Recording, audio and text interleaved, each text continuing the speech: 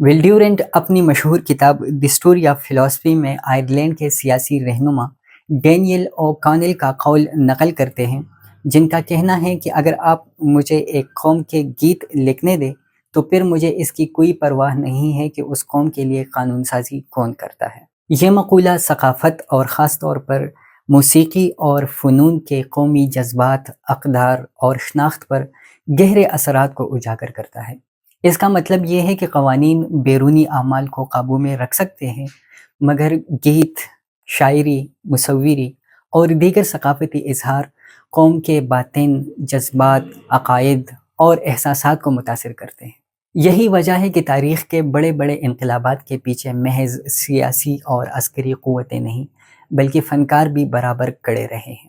وہ فنکار جنہوں نے اپنے برش، قلم اور ساز کے ذریعے پورے معاشرے کے فکری دھارے کو بدلا۔ فنکاروں نے ہمیشہ قومی مزاحمت، شعور اور بیداری میں بنیادی کردار ادا کیا ہے۔ جب قوانین ناکام ہو جاتے ہیں، ظلم بڑھ جاتا ہے اور الفاظ بے اثر ہونے لگتے ہیں، تو یہی مصوری، موسیقی اور شاعری ہی ہوتی ہے جو لوگوں کو اپنے حقیقی احساسات سے جوڑتی ہے۔ فنکار ایک ایسا آئینہ اور رہنما ہوتا ہے جو کسی بھی قوم کو خود بینی اور اصلاح کا موقع فراہم کرتا ہے۔ پختونخوا سے تعلق رکھنے والے کامران خان بھی ایک ایسے ہی فنکار ہیں۔ وہ اپنی تصویروں کے ذریعے تاریخ محفوظ کرتے ہیں، اپنے فن کے ذریعے بیانیے تشکیل دیتے ہیں اور اپنی پینٹنگز کے ذریعے مزاحمت کی زبان بولتے ہیں۔ مگر آئرنی دیکھ لیں کہ گزشتہ کچھ عرصے سے وہ خود تنقیدی حملوں کا شکار رہے ہیں۔ یہ ایک تلخ حقیقت ہے کہ جہاں باقی دنیا میں فنکاروں کو عزت، آزادی اور مالی معاونت ملتی ہے، وہاں پختونخوا میں معاملہ بالکل الٹ ہے۔ مغربی دنیا میں پابلو پیکاسو جیسے مصوروں کے پنپارے قومی تاریخ کے ناقابل فراموش ورثے سمجھے جاتے ہیں۔ اسی طرح جنوبی ایشیا میں ابانندر ناتھ ٹیگور جیسے مصوروں کو قومی بیداری، مزاحمت اور آزادی کے استعارے کے طور پر یاد کیا جاتا ہے۔ اسی طرح اوجن ڈیلاکوا کی painting Liberty leading the people نے فرانس میں جمہوریت کے لیے کی گئی جدوجہد کو امر کر دیا۔ فرانسسکو گویا کی پینٹنگ دی تھرڈ آف مئی 1808 نے جنگ کی ہولناکیوں کو بے نقاب کر لیا، اور پیکاسو کی پینٹنگ گارنیکا جنگ کے خلاف احتجاج بن گئی۔ آج بھی ایک اٹالین آرٹسٹ موریزیو کیٹالان کا دیوار پر چپکایا گیا محض ایک کیلا $6 ملین میں بک جاتا ہے۔ مگر یہی فن جب اپنے کسی فنکار کے ہاتھوں تخلیق ہوتا ہے تو یا تو مذہبی بنیاد پرست اسے حرام کہہ کر رد کر لیتے ہیں، اور یا اپنے قوم پرست اور دیگر لوگ اپنے پسند اور ناپسند کے پیمانوں کے بنیاد پر اس پر غداری، بے غیرتی، مفاد پرستی اور پتہ نہیں کیا کیا الزامات لگا دیتے ہیں۔ کامران خان جیسے مصور جنہوں نے نہ صرف اپنی تخلیقی زندگی کا بیشتر حصہ قومی ہیروز اور ثقافت کی مصوری میں گزارا، بلکہ ایک دقیانوسی سماج میں پدرشاہی اقدار کے خلاف بطور ایک بہادر بھائی کے بھی کھڑے رہے ہیں، اس رویے کا حالیہ شکار بنے۔ انہوں نے جب باچا خان، منظور پشتین، گلمن وزیر اور دیگر سیاسی رہنماؤں کی تصاویر بنائیں تو قوم پرست حلقوں کی طرف سے داد ملی، لیکن جب انہوں نے عمران خان کی جیل میں موجودگی کی تصویر بنائی تو انہی حلقوں نے انہیں طعنوں اور گالیوں سے نوازا۔ ان لوگوں کے لیے یہ ناقابل برداشت تھا کہ ایک ایسا فنکار جنہیں وہ اپنا سمجھتے تھے، ایک ایسے شخص کی تصویر بنائیں جس کے ساتھ ان کے سیاسی اختلافات ہیں۔ یہ سب باوجود اس کے کہ کسی مخصوص جماعت کا باقاعدہ رکن نہ ہوتے ہوئے بھی کامران خان کی اپنی قوم کے لیے اتنی خدمات ہیں کہ ان کے بقول ریاست نے اس جرم کے پاداش میں نہ صرف ان کی آزادانہ نقل و حرکت پر پابندی لگائی ہے، بلکہ ان کے روزگار کے ذرائع بھی بہت محدود کر لیے ہیں۔ اصل مسئلہ جذباتی تعلق کا ہے۔ یہ تعلق محبت کا بھی ہو سکتا ہے اور نفرت کا بھی۔ ایسا تعلق آپ کے زاویہ نظر کو بہت محدود اور خود آپ کو متعصب بنا لیتا ہے۔ آپ کی عقلی جانچ پڑتال کہیں پیچھے رہ جاتی ہے اور جذباتی رد عمل حاوی رہتا ہے۔ ایسے میں اور تو اور زندگی بھر کا ہمراہ بھی مخصوص راستے سے ذرہ برابر انحراف کرے تو شدید رد عمل وجود میں آتا ہے۔ اس کا مظاہرہ مذہبی بنیاد پرستوں، قوم پرستوں یا کسی بھی جماعت اور مکتبی فکر کے جذباتی علم برداروں میں یکساں طور پر دیکھنے کو ملتا ہے۔ مثلاً مذہبی بنیاد پرستوں کے لیے فنکار فحاشی اور بدعت کو فروغ دینے والا ایک شخص ہے، جبکہ قوم پرستوں کے لیے فنکار محض تب تک ایک قومی اثاثہ ہے جب تک وہ ان کے سیاسی بیانیے کے مطابق کام کرتا ہے۔ دونوں گروہ اپنی جگہ اپنے موقف کے سلسلے میں مخلص تو ہو سکتے ہیں، لیکن نتیجہ ایک ہی ہے۔ مذہبی انتہا پسند کہتے ہیں کہ یہ مت بناؤ، یہ ہمارے عقائد کے خلاف ہیں، جبکہ قوم پرست کہتے ہیں کہ یہ مت بناؤ کیونکہ یہ ہمارے سیاسی نظریات کے خلاف ہے۔ تو پھر فرق کہاں رہا؟ یہ رویہ ایک ایسی ذہنیت کو وجود دیتا ہے جو آزاد تخلیق، سوچ اور اظہار کو پنپنے نہیں دیتا۔ یہ ذہنیت دراصل ایک قید ہے، ایک ایسی قید جس میں نظریہ، عقیدت یا سیاسی جبر ایک فنکار کو روبوٹ میں تبدیل کرنے کی کوشش کرتا ہے، ایک ایسا روبوٹ جو وہ لکھے، وہ گائے اور وہ پینٹ کرے جو اس سے مطلوب ہے۔ بنیادی سوال یہ ہے کہ کیا ایک فنکار کی آزادی محض تب تک قابل قبول ہے جب تک وہ ہماری مرضی کے مطابق کام کرے؟ اگر ایسا ہے تو پھر ہم میں اور ان لوگوں میں کیا فرق بچتا ہے جن کے خلاف بظاہر ہم برسری پیکار ہوتے ہیں؟ جو لوگ بذات خود کسی مخصوص مکتبی فکر یا چند شخصیات کے ساتھ ذہنی غلامی کی حد تک عقیدت رکھتے ہیں، وہ دوسروں کو آزادی کا حق نہیں دے سکتے، لیکن اس کا مطلب یہ ہرگز نہیں ہے کہ اس سے فنکار کی آزادی کے حق پر کوئی حرف آتا ہے۔ ایک فنکار کے لیے آزادی کتنی ضروری ہے، اس کا اندازہ اس سے لگا لے کہ ماضی میں جتنے بھی بڑے فنکار گزرے ہیں، انہیں کام کرنے کی آزادی دی گئی تھی یا انہوں نے خود پابندیوں کو پھلانگ دیا تھا۔ وین گوف، گویا، پکاسو، ریمبرانٹ، ادھر ہندوستان کے مقبول فدا حسین، پاکستان کے غلام رسول اور صادقین، یہ سب اپنی فنی آزادی کی بدولت عظیم بنے، نہ کہ کسی مخصوص نظریے کے تحت تخلیق کرنے پر۔ کسی مخصوص نظریے کے تحت تخلیق کیا گیا آرٹ محض ایک محدود ٹولے سے منسلک پروپیگنڈا ہوتا ہے۔ آفاقیت سے خالی ایسے آرٹ میں باقی دنیا کے لیے کوئی دلچسپی اور مطابقت نہیں ہوتی۔ فنکار ایک حساس مزاج رکھنے والا آزاد منش انسان ہوتا ہے اور آپ اسے اپنی ترجیحات کی ہتھ کڑیاں نہیں پہنا سکتے۔ وہ آزاد ہے تبھی ایک تخلیق کار ہے، ورنہ وہ محض ایک فوٹو کاپی مشین بن کر رہ جائے گا۔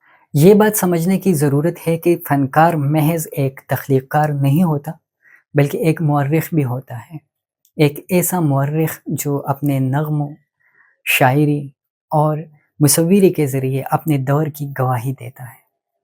اگر اس کی آزادی چھین لی جائے تو تاریخ ان لوگوں کے ہاتھ میں آ جائے گی جن کے پاس طاقت ہے، اور باقی ہر شخص خاموش کر دیا جائے گا۔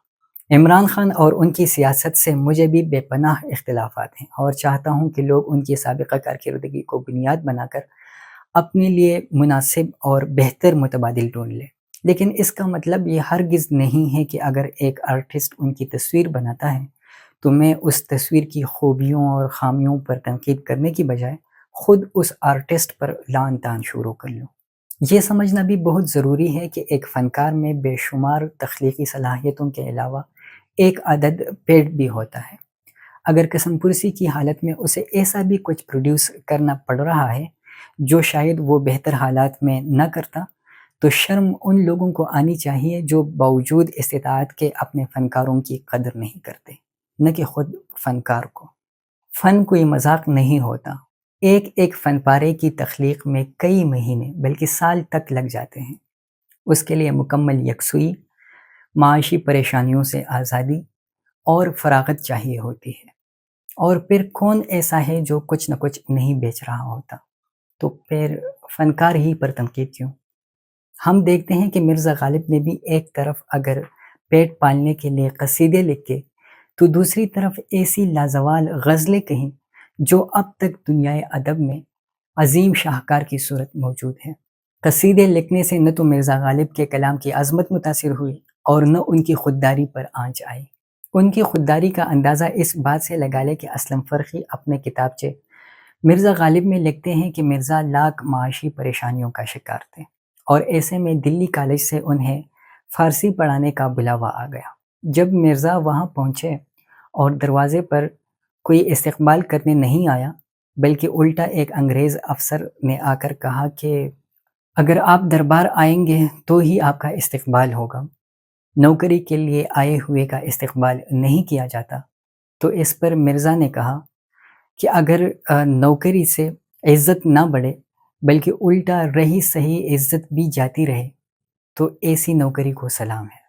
اس پر انگریز افسر نے کہا کہ ہم اپنے قاعدے سے مجبور ہیں، جس پر مرزا نے کہا کہ میں بھی اپنے قاعدے سے مجبور ہوں، اور وہاں سے چل دیے۔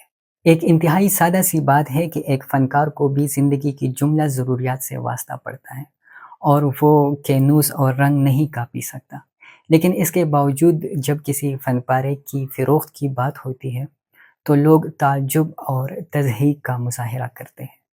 اخلاقیات اور کاپی رائٹس کے قوانین پر عمل درآمد کا یہ عالم ہے کہ ایک فنکار سے کھلم کھلا کہا جا رہا ہے کہ اس کے فن پارے کی 10 روپے میں فوٹو کاپی تیار کر کے دیوار پر لٹکا دی جائے گی۔ جب کامران خان پر یہ تنقید ہو رہی تھی تو ایک اور فنکار حمداللہ ارباب ان کی حمایت میں آ گئے۔ ظاہر ہے کہ ایک فنکار ہی فنکار کے دکھ کو سمجھ سکتا ہے۔ انہوں نے اپنے ہی ہاتھوں پہلے سے بنائی گئی باچا خان کی ایک پینٹنگ پر یہ پیغام دے کر سیاہی پھینکی کہ پختون نہ تو اپنے فنکاروں کی قدر کرتے ہیں اور نہ ان کے فن پاروں کو خریدتے ہیں، ہاں البتہ ان پر اپنی منمانیاں ضرور مسلط کرنا چاہتے ہیں۔ مجھے بھی ان کا طرز احتجاج پسند نہیں آیا، لیکن سوچنے کی بات یہ ہے کہ یہ احتجاج خود باچا خان کے خلاف تھا یا ان کے جان نثاروں کے خلاف۔ ظاہر سی بات ہے اگر باچا خان سے انہیں عقیدت نہ ہوتی تو ان کی تصویر ہی کیوں بنا کر رکھی ہوتی، اور پھر اپنے اس طرز احتجاج سے روگردانی کیوں کرتے؟ بجائے اس کے کہ قوم پرست ان کے احتجاج کو سمجھتے، انہوں نے مذہبی جنونیوں کی طرح سمجھا کہ باچا خان کی شان میں گستاخی ہو گئی ہے اور ارباب پر برس پڑے۔ جہاں تک میں نے باچا خان کو پڑھا اور جانا ہے، وہ نہایت منکسر المزاج انسان تھے۔ ان کا سارا فلسفہ ہی انسان دوستی کا ہے۔ انہیں یہ شوق ہرگز نہیں تھا کہ ان کے چاہنے والے ان کے مقدس بت تراشے، اور جب کوئی اس بت کی عقیدت میں ذرا سی کوتاہی کرے تو اس کے خلاف گالیاں اگلنا شروع کرے۔ باچا خان کی جو عظمت ہے سو وہ ہے۔ اب اگر کوئی تحقیر کے ارادے سے بھی ان کی تصویر پر سیاہی پھینکے یا اسے جلائے، اس سے ان کے مقام پر کوئی فرق نہیں پڑتا۔ ایسے میں کسی کا مشتعل ہونا محض بیوقوفی ہے۔ گالیوں، الزام تراشیوں اور تانوں کی ضرورت وہاں پڑتی ہے جہاں دلیل کی کمی ہو اور زبردستی کچھ منوانا ہو۔ اگر ہم پختونخوا کی گزشتہ 40 سالہ تاریخ پر نظر دوڑائیں تو پتہ چلتا ہے کہ فنکار ہی وہ لوگ ہیں جنہوں نے سب سے زیادہ آزمائشیں جھیلی ہیں۔ وہی فنکار جنہوں نے امن اور انقلاب کے گیت گائے، قومی تاریخ کو محفوظ کرنے کی کوشش کی اور جانوں کو داؤ پر لگا کر مزاحمت کرتے رہے۔ اس کے بدلے انہیں کیا ملا؟ ذلت، غربت، تانے اور موت۔ ایک ایسی ثقافت میں جہاں فنکار کو ڈم کہا جاتا ہے اور بچپن سے سکھایا جاتا ہے کہ کسی جاندار کی تصویر بنانا حرام ہے، وہاں کامران خان جیسے مصور کا پیدا ہونا کسی معجزے سے کم نہیں ہے۔ پختونخوا جو ایک بار پھر دہشت گردی، بد امنی اور بے یقینی کی صورتحال سے دوچار ہے، وہاں فنکاروں کی ضرورت پہلے سے کہیں بڑھ کر ہے۔ یہ وہی فنکار ہیں جو مایوسی کے اندھیروں میں امید کی کرن بن سکتے ہیں، گولیوں کے شور میں زندگی کا گیت گا سکتے ہیں، اور نفرتوں کی دیواروں پر محبت کے رنگ بکھیر سکتے ہیں۔ لیکن یہ سب تبھی ممکن ہے جب ہم اپنے فنکاروں کو سپورٹ کریں، ان کی مالی معاونت کریں اور سب سے بڑھ کر انہیں آزاد چھوڑ دیں۔ اس دھرتی میں فن کے فروغ کے لیے جو رکاوٹیں موجود ہیں، اور آرٹ اور انٹرٹینمنٹ کے نام پر پشتو اور دیگر مقامی زبانوں کے سنیماؤں نے کلچر اور فن کا جو حشر کر لیا ہے وہ پہلے ہی سے کافی ہے۔ اس حوالے سے مزید مسائل پیدا نہ کیے جائیں، ورنہ جلد ہی ہمیں احساس ہوگا کہ ہم نے اپنے سب سے قیمتی اثاثے یعنی اپنے فنکار اپنی ہی تنگ نظری اور عقیدت پرستی کی بھینٹ چڑھا دیا ہے۔ ضروری ہے کہ ہم اپنے فنکاروں کی قدر کریں، ان کی تخلیقی آزادیوں کا احترام کریں، اور سب سے بڑھ کر انہیں اخلاقی اور مالی تعاون بہم پہنچائیں۔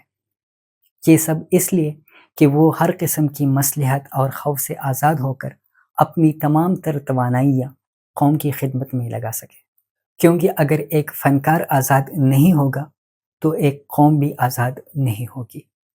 شکریہ۔